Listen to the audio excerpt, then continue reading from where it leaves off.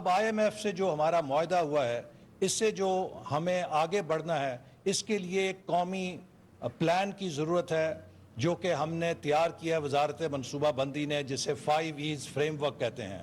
پاکستان کے جو اس وقت بڑے مسائل ہیں وہ نہ IMF ٹھیک کر سکتا ہے، نہ ورلڈ بینک ٹھیک کر سکتا ہے، نہ کوئی ہمارا دوست ملک ٹھیک کر سکتا ہے۔ جو ہمارے اپنے مسائل ہیں انہیں ہم ہی نے ٹھیک کرنا ہے، اور میرے نزدیک جو پاکستان کے 9 بڑے چیلنجز ہیں ان میں ہمیں توجہ دینی ہے، جس کے لیے 5E فریم ورک ہم نے بنایا ہے۔ سب سے بڑا چیلنج یہ ہے کہ ہم پاکستان کی ایکسپورٹس کو کتنی تیزی کے ساتھ اس میں اضافہ کرتے ہیں، چونکہ پاکستان ہمیشہ جب بھی ترقی کی طرف جاتا ہے امپورٹس بڑھتی ہیں اور ہماری ایکسپورٹس میں اضافہ نہیں ہوتا، جس سے ہمارا بیلنس آف پیمنٹ کا کرائسس ہوتا ہے۔ تو ہمیں اب ایکسپورٹ ایمرجنسی لگا کر پورے اپنے تمام وسائل ملک کی برآمدات کو بڑھانے میں جھونکنا ہے، چاہے ہماری زرعی برآمدات ہیں، چاہے ہماری صنعتی برآمدات ہیں، چاہے ہمارے مین پاور کی ایکسپورٹ ہے، چاہے ہمارے IT کی ایکسپورٹ ہے، چاہے ہمارے منرلز کی ایکسپورٹ ہے۔ یہ 5 ذریعے ہیں جن سے ہمیں اپنی ایکسپورٹس کو بڑھانا ہے، اور خاص طور پہ اس میں SME سیکٹر کا بڑا ایک اہم کردار ہے۔ اگر ہم اپنے اسمال بزنس سیکٹر کو صحیح طرح اگلے 2-3 سال میں پروموٹ کریں تو یہ بھی 30 سے 40 ارب ڈالر کی ایکسپورٹ جنریٹ کر سکتے ہیں۔ تو سب سے بڑا چیلنج ہمارا ایکسپورٹ ہے، جو کہ دنیا میں ہمارا پرسنٹیج آف GDP کم ترین ہے، اور ہر کامیاب ملک نے ایکسپورٹ کے ذریعے کامیابی حاصل کی ہے۔ دوسرا بڑا challenge low tax to GDP ratio ہے۔ ہمیں ایک ٹیکس پیئنگ نیشن بننا پڑے گا، اور ہمیں اپنی جو عادات ہیں اس میں ریاست کو ترقی کے لیے وسائل دینے پڑیں گے۔ اگر پاکستانی اپنی دولت اور اپنی آمدن سے ٹیکس نہیں دیں گے تو پھر ریاست کو کشکول لے کر دوسروں سے بھیک مانگنی پڑے گی۔ اگر ہم خود انحصاری کے راستے پہ چلنا چاہتے ہیں، اگر ہم اپنے پیروں پہ کھڑا ہونا چاہتے ہیں، تو پاکستان کو اپنی آمدن سے اپنے ٹیکس ٹو GDP ریشیو کو ٹھیک کرنا ہے۔ دنیا میں ہر کامیاب ملک کا ٹیکس ٹو GDP کا جو شرح ہے وہ 16 سے 18% ہے GDP کی۔ پاکستان میں یہ شرح 10% سے کم ہے۔ تو ہم اس طرح ترقی نہیں کر سکتے، لہٰذا یہ ایک چیلنج ہے کہ پوری قوم کو ٹیکس کلچر کی طرف جانا ہے، اور جو بھی اپنی آمدن کما رہا ہے اسے اپنی آمدن میں سے ٹیکس ادا کرنا ہے، اور ٹیکس چوری کو ہر انسان نے ہر جگہ چوکیدار بن کے روکنا ہے۔ یہ ہر پاکستانی کا فرض ہے کہ جہاں پر وہ ٹیکس چوری دیکھتا ہے اس کی نشاندہی کرے، کیونکہ اس ٹیکس چوری کی سزا ان کو ملتی ہے جو ٹیکس ادا کرتے ہیں۔ اگر ٹیکس چور ٹیکس ادا نہیں کریں گے تو جو ٹیکس ادا کر رہے ہیں انہیں زیادہ ٹیکس ادا کرنا پڑے گا۔ اسی طرح جو اگلا ہمارا چیلنج ہے وہ پروڈکٹیوٹی کا ہے۔ پاکستان کی پروڈکٹیوٹی، پیداواریت کی جو ایفیشنسی ہے، جو پیداوار کی ایفیشنسی ہے، وہ ساؤتھ ایشیا میں لویسٹ ہے۔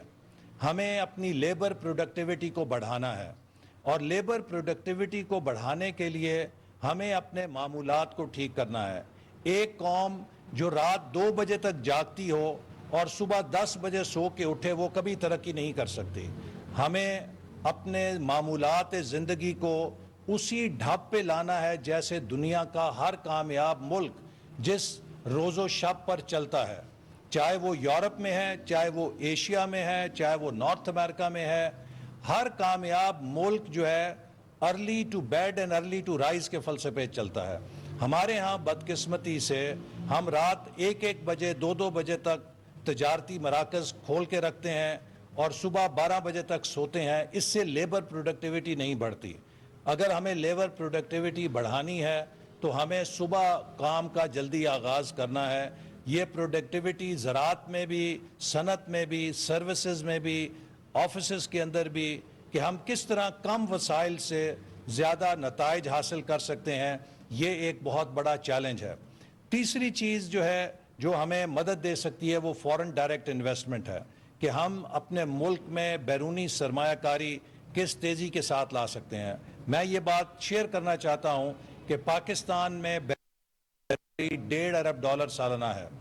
वियतनाम जो हमसे आधी आबादी है, 10 करोड़ की आबादी है, वहाँ पे तकरीबन 28 से 30 अरब डॉलर सालाना गैर मुल्की सरमायाकारी आती है।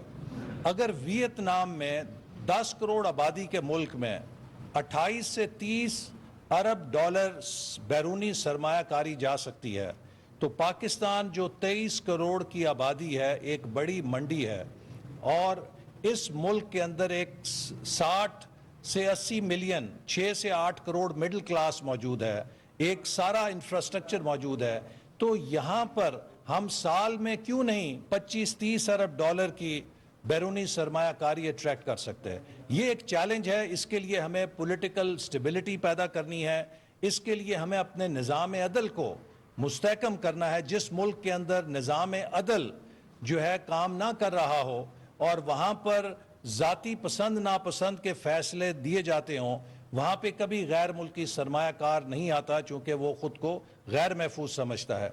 इसी तरह हमें अपने मुल्क के रेमिटेंसेस में इजाफा करना है।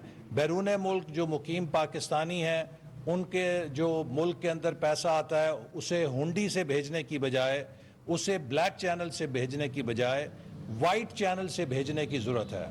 और बैरून मुल्क पाकिस्तानी पाकिस्तान की तामीर नौ में अपनी रेमिटेंसेस को बैंकिंग चैनल से भेजकर हिस्सा ले सकते हैं। और आपका ये एक बहुत बड़ा कंट्रीब्यूशन होगा कि अगर आप पाकिस्तान में अपने रेमिटेंसेस को बैंकिंग चैनल से भेजें, इसका पाकिस्तान की मईशत में और हमारे ज़र मुबादला के ज़खायर को बढ़ाने में मदद मिलेगी। छठी चीज़ जो है वो हमें अपने मुल्क में करप्शन और वेस्ट को ख़त्म करना है, क्योंकि इस वक्त हम उस मुकाम पर हैं कि हमारे करंट एक्सपेंडिचर और हमारा डेवलपमेंट एक्सपेंडिचर सारे का सारा बोरोड मनी के ऊपर है, ये कर्ज के ऊपर है। तो कर्ज के पैसों में अगर कोई करप्शन करे या कर्ज के पैसों को अगर कोई मिसयूज करे तो ये बहुत बड़ी खयानत है। और इसके लिए भी हर पाकिस्तानी को एक चौकीदारा करना पड़ेगा कि जहाँ पर वो वसाइल का ज़िया देखता है, जहाँ पे वो करप्शन देखता है, उसकी निशानदही करें ताकि उसका सद्देबाब किया जा सके और पाकिस्तान के जो कलील वसाइल हैं वो वहीं इस्तेमाल हों जहाँ पर उन्हें होना चाहिए और उनके पूरे नताइज निकलें। कई जगहों पर डेवलपमेंट के अंदर पैसा जो है वो बहुत बड़ा सिस्टम के अंदर करप्शन, सिस्टम की करप्शन की नज़र हो जाता है। हर सतह के ऊपर कमीशंस लगे हुए हैं, और अगर आप 100 रुपए का प्रोजेक्ट बनाते हैं तो ज़मीन के ऊपर बमुश्किल 40 रुपए खर्च होते हैं और बाकी सब कमीशंस की नज़र हो जाता है। ये निज़ाम नहीं चल सकता। हमें इस निज़ाम को ठीक करना है, और इसके ये ठीक तभी हो सकता है कि जब इसमें हर शख्स इसके ऊपर पहरा दे और कम्युनिटीज़ जहाँ पर प्रोजेक्ट्स बन रहे हैं उसकी बेहतर तौर पे निशानदही करें ताकि हम उस चीज़ को फिर कंट्रोल कर सकें। इसी तरह जो SOEs हैं, हमारे जो सरकारी इदारे हैं, उनके अंदर जो वेस्ट है उसे भी हमें ख़त्म करना है।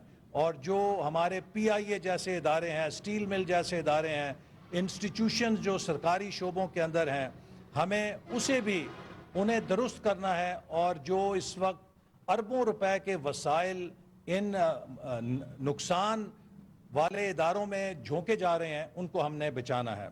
इसके साथ ही जो हमारा एनर्जी सेक्टर है उसमें जो सर्कुलर डेट है, कि जो बिजली की चोरी है, जो गैस की चोरी है, ये भी मुल्क के लिए